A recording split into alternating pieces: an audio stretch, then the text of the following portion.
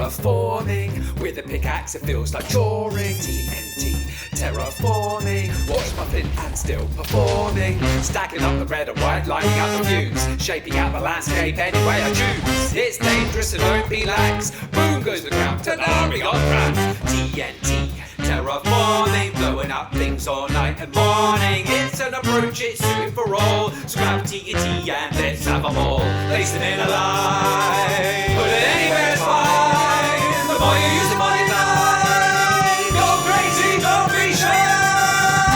TNT Terraforming. Doing it by hand is really boring. Valleys where the hills were, oceans in the plains. Back up the beacon, let explosions rain. TNT Terraforming. Light it up like the sky is storming. Invite your friends but forget to warn them. Blow them up and show no decorum.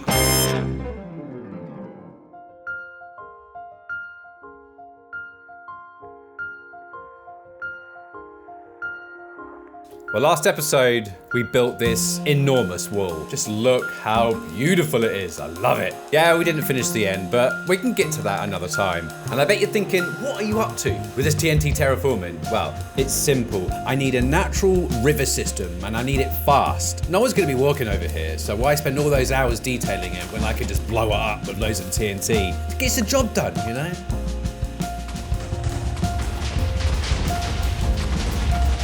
And with Tozzy Wozzy's help, we cleared this whole piece of land in one evening. And yes, it looks very ugly right now, but once we're finished, you won't even recognize it.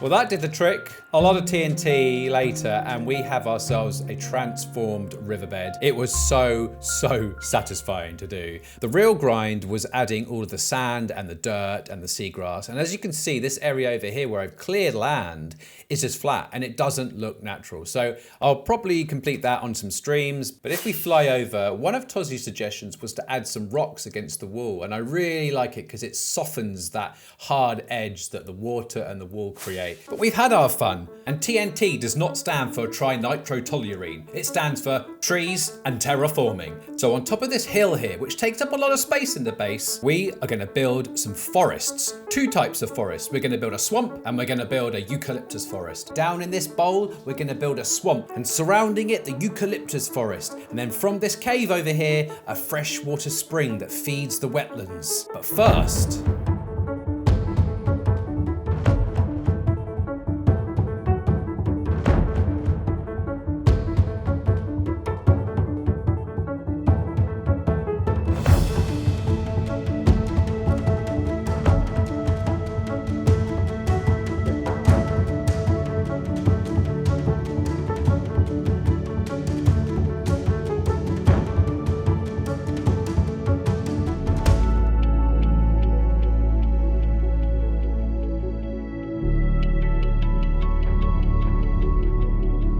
before the bushes and the trees and the logs, we need the grass, the mud, the dirt, the forest floor full of detritus, an ecosystem in its own right, the forgotten hero of the canopy above.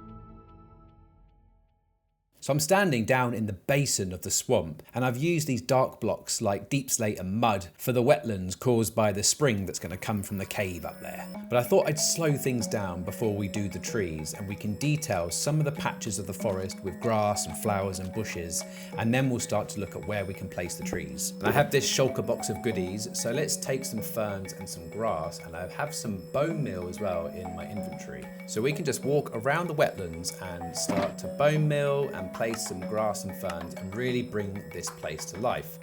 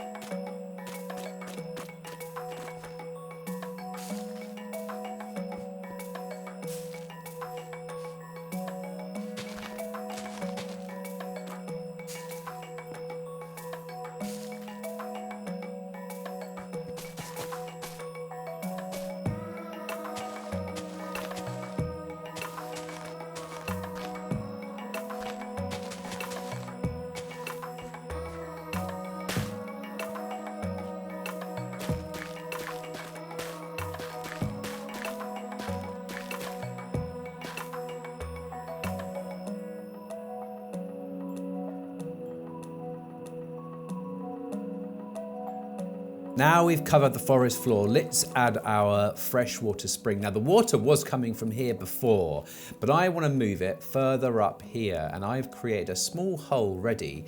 Now I'm going to place a soil at the bottom of this hole. Then I'm going to place a water source, and on top of that some mangrove roots, but I want the bubbles to be visible through the mangrove roots, so it looks like the water is coming from the earth.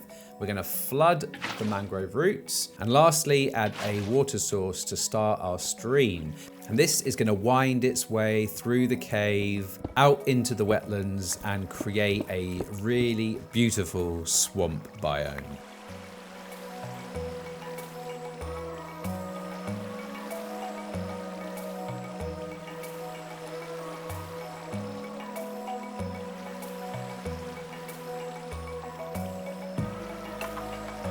And there we have it.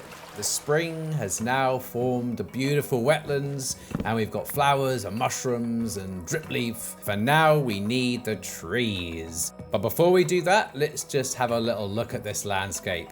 And you can see the basin here falls down against the wall at the back. And we have these rocks around the outside, and I've really tried to kind of create a winding river with all sorts of foliage. And the hill that surrounds the basin is going to be covered in a eucalyptus forest. Now we're going to start here and we're going to work all the way around, and where these dark patches is going to be a denser forest. And there's one final detail that I would like to show you. I'm very happy with this. It's just behind me in this rock, and it is the stream that has slowly over time carved a hole through this rock. And I want this to illustrate how long this swamp has been here. It's an ancient part of the city, but it's a small detail that you probably wouldn't have noticed, and it adds story and depth to the build. And this forest area is just about complete, so the only thing left to do really is to build these trees. And we'll start off with the swamp, and then we'll circle around and build our eucalyptus forest.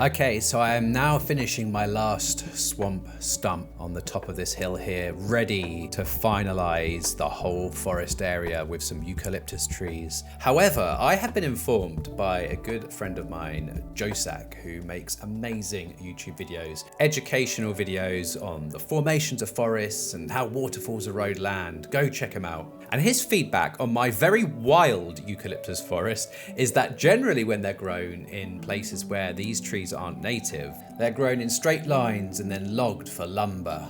To add some authenticity to my whole city, in the next episode I'm going to add an illegal logging camp to really tell the story of the damage that these forests do. But before that,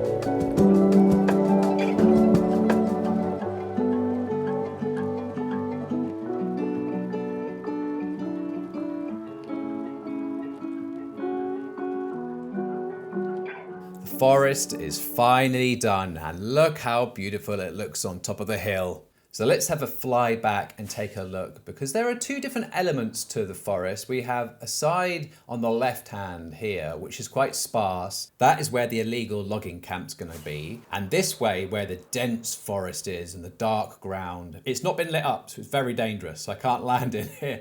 Let's land in the swamp, shall we? It's a bit safer over here, but I've been waiting for all the vines to grow, and I will shear them back just to get different lengths and different heights of the vines. But I'm very happy overall. This is the first forest I've ever built, and I have definitely learned some lessons. I think next time I'd include more species, design a few more of the trees, and overall make it bigger. But this is the size I had to work with, so I'm really happy. I'm really happy. I hope you liked it. I hope you enjoyed watching the video. We went from super high intensity TNT terraforming to some proper chilled out building with this forest. So let's have a little look from this side, because this is the dense side over here. We'll land on my graffiti car park. Oh yes, oh I love it. I love the rocks, the bricks, and then the wall is going to be extending all the way down the other side as well. And there are some really nice little features like the granite there where the light's shining through amongst the shadows. But thank you very much for watching. I hope you enjoyed this episode in Shell City.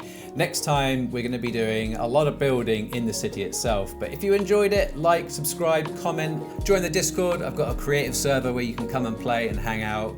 And until then, I'll see you next time in Shell City. Be well, be merry.